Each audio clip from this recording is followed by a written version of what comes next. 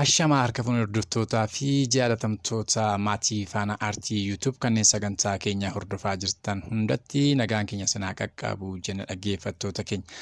Nuti sagantaa keenya guyyaa irraa qabannee dhiyaannee jirra. Isinis bakka teessan sagantaa keenya hordofaan afeerraa keenya haga xumura sagantaa keenyaatti turtii gaarii.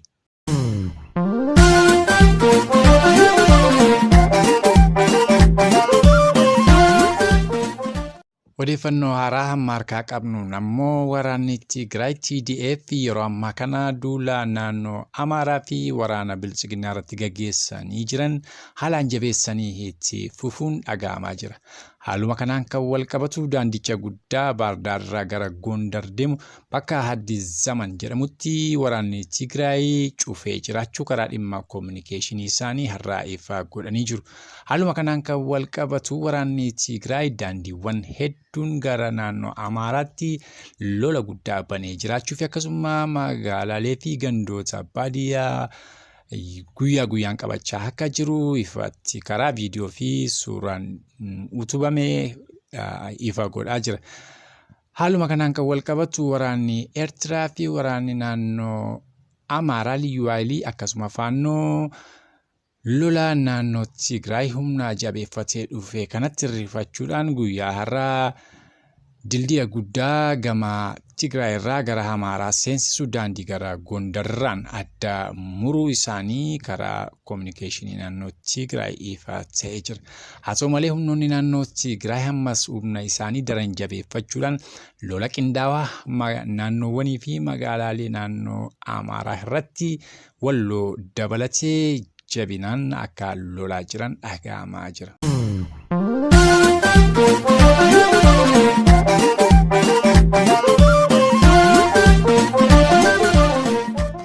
Gama waldiyaa fi qobboottis humni mootummaa bilchiginaa fi akkasuma humni faannoo liyyuu naannoo Amahaaraa fi waraanni Eritrea lola jabaa waraana Tigray TDF waliin gaggeessaa oolani.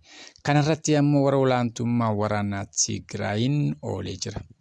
Gama Tigrayin ibsa kominikeeshinii isaanii har'a kenneen loltoota mootummaa dhibba olitti lakkaa'amanii akka qabanii jiran viidiyoodhaan kan mul'isaa jira. Akkasuma koloneelli Izi 31ffaa kan ta'e harka TDF akka bu'ee jirus odeeffannoon gamasii ba'u mul'isaa jira.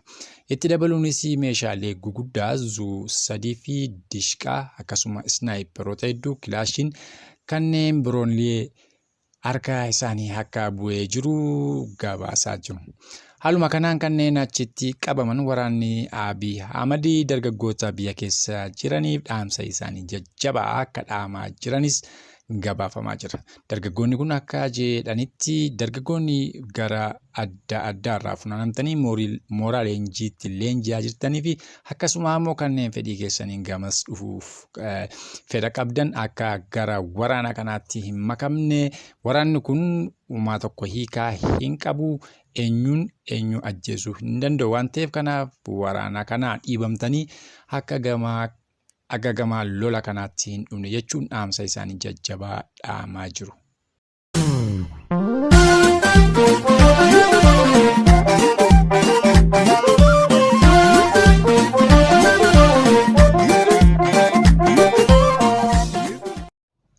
Biyya taayee danda'a salaalee kuyyootti guyyaa har'aa gootichi waraana bilisummaa Oromoo yeroo uummataan dabalamee simannaa guddaan ta'eef karaa viidiyoodhaan mul'achaa oole.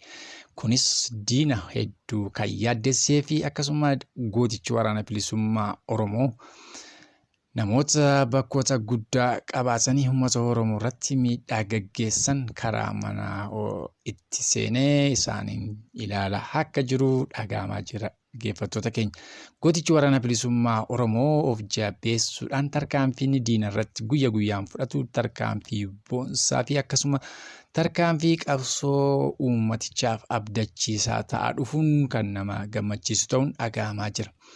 Egaa dhaggeeffattoota keenya tumsi keenyaa fi akkasuma jabinni qabsoo bilisummaa Oromoof godhamuu qabu uummati akka dhala Oromoo tokkotti waan isarraa eegamu hunda irraa qooddachuu akka qabu nutis gamanaan isiniif dhaamna. Isinis akka qabsoo uummata keessanitti makamtanii guyyaa gabrummaa kana ofirraa xiqqeessitan dhaamsa keenya irra deebinee isiniif dhaggeeffattoota keenya.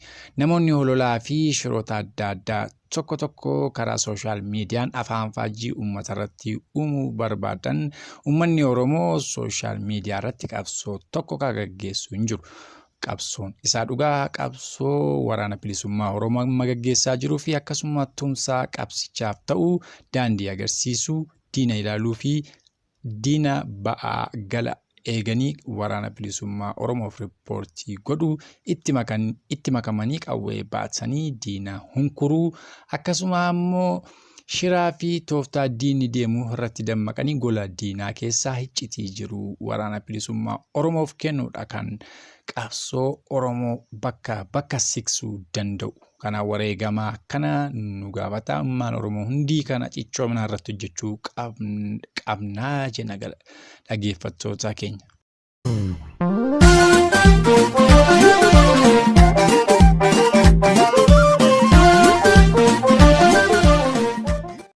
Egaan nutis kan isin gaafannu kanneen faana artii YouTube keenya subscribe godhi subscribe gochuudhaan maatii faana artii YouTube ta'aatii sagantaa keenya guyyaa guyyaan darbu caqasaa isiniin jenna dhaggeeffattoota keenya.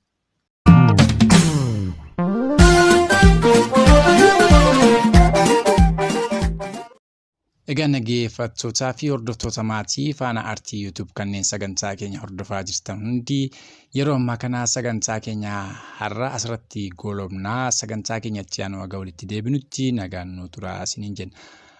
Faana artii YouTube subscribe share like gochuudhaan ammoo nu cina dhaabbadhaa isiniin jenna dhaggeeffattoota keenya horaa bulaa deebana.